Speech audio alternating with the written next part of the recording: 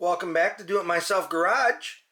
We've got May May here, and she gets stuck in the bedroom all the time at night, and so we're going to install a cat door. Normally a hinge pin just drops in from the top, but these are non-removable for some reason, so I'll just have to unscrew the whole hinge. Not a big deal because they're usually molded right into the frame, or cut into the frame, so lining it back up afterwards shouldn't be a problem. But that threw me off. I already have the screws out of the bottom two hinges.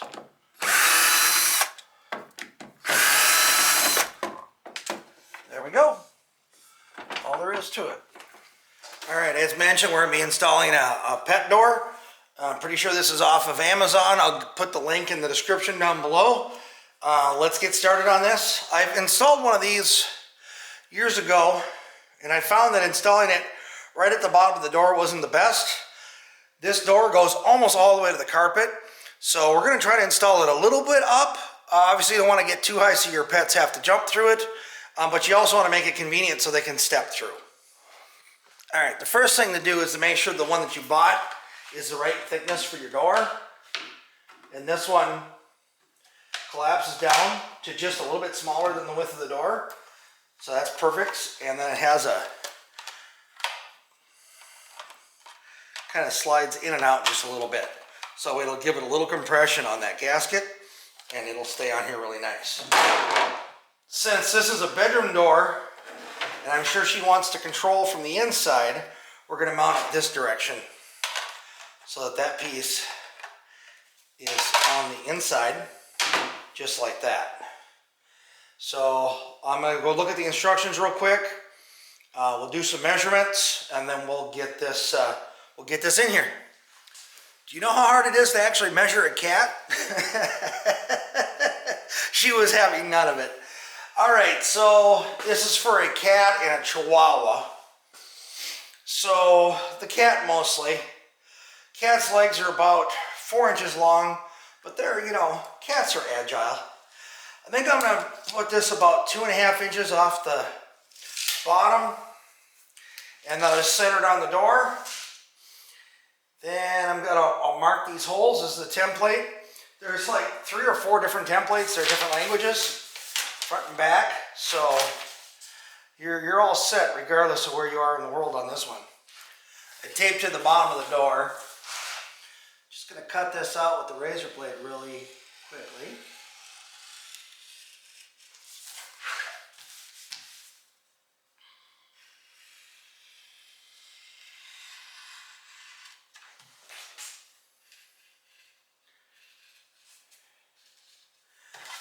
Go. And yeah, I can see my trace all the way around. So I think I'm going to cut this hole first.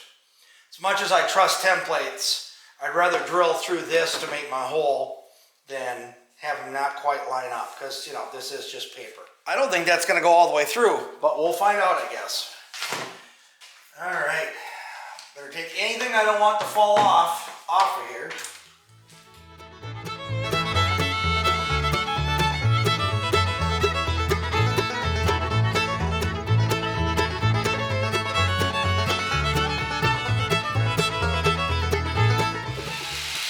Can't see my lines the best, so I suggest you make better lines than I did.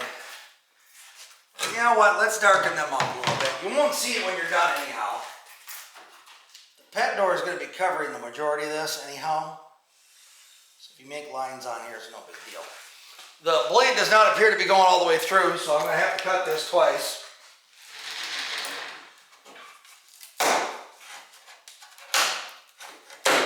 Alright. Like I said, it didn't go all the way through, so I'm going to have to flip it over and do the same thing. Get this centered from both sides. Make sure I put it in the right spot. Let's flip it over. Learned my lesson from last time. And same thing, I'm just going to dip in. I'm a little more confident now. I'll probably dip in right on the corner.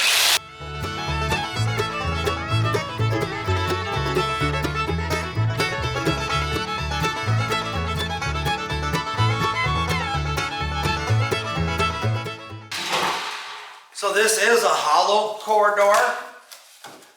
Pretty typical in most homes, in the US anyway, where literally there's corrugated, there's cardboard in between the two panels.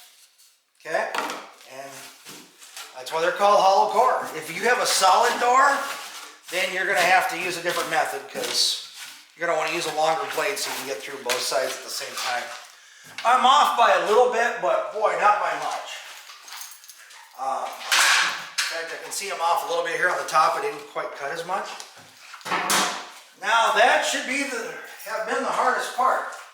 All right, so this is actually the inside of the door that I have facing up now. Let's see if I cut this big enough. Oh, I did. They had a really good pattern. Perfect. Look at that.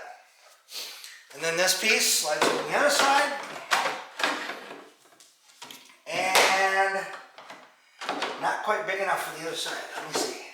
It's plastic. It'll fit. No, I'm a little big yet. So this side, since it fits inside of, let's fit inside of this. This side we're fine.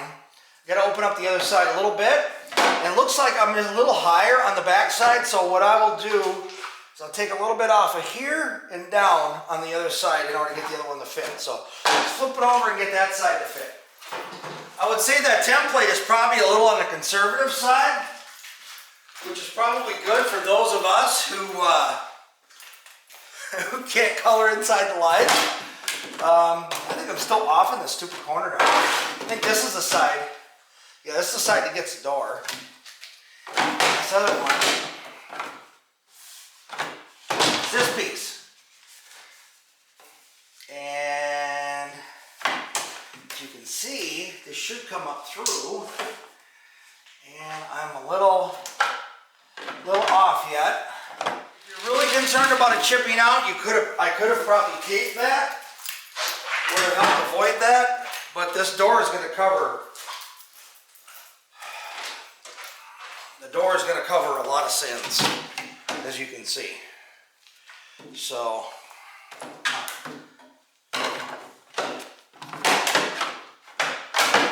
come on. There we go. Come on.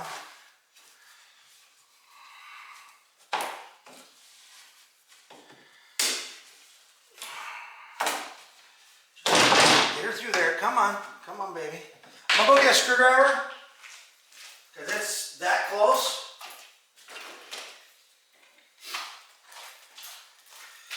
I don't want to cut it any more than I have to, because she's already starting to chip out a little bit. And I think we're close. Say a solid core door. Probably wouldn't have any of these problems. It's actually real wood. Wouldn't be flaking out like that. And then this has got to fit inside of that, which it's a little warped now, but it'll go. Come on. There we go. There we be. Okay, now we can just run our screws in there. And she'll be held in place. You can see a little bit of the split out here, but good enough. There's long screws and short screws. Not sure why. Short screws should be sufficient for everything.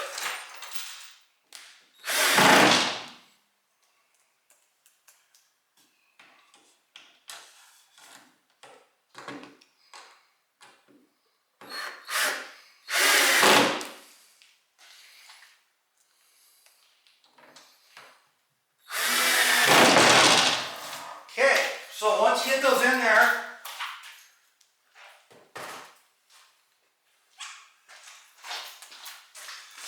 get those in there, if you want to be real fancy, they do have these things that cover up the holes.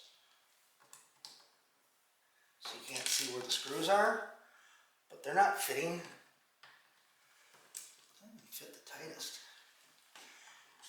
There we go. Okay, flip it over.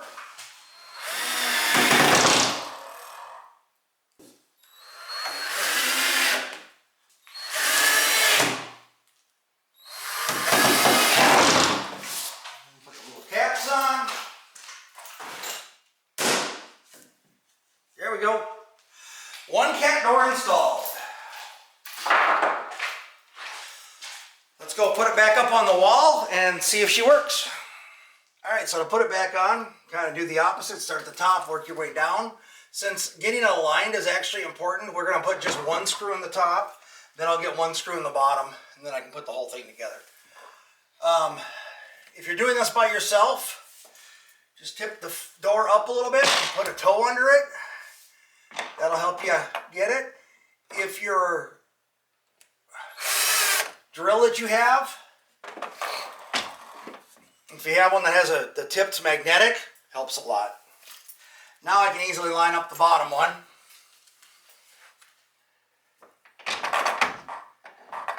Take my word for it, it's lined up.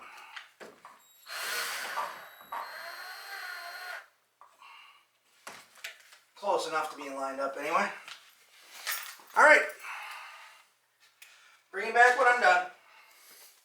Alright, so I've got the door back on. Latch is fine. I put the controls on the inside because I figured that's where you'd want it. Slide the green one over. I believe they can get out but not back in. And a little binding here. Might have to work on that a little bit. It'll probably work itself out as it goes a few times. So both of them to the center is in and out. Oh, looks like there's a plastic cover on this. Take this plastic piece off. It keeps from getting scratched while I was doing all that install. Take that off. And that's why you want to have the hole plenty big so you don't end up with any binding. And yeah, it should be fine.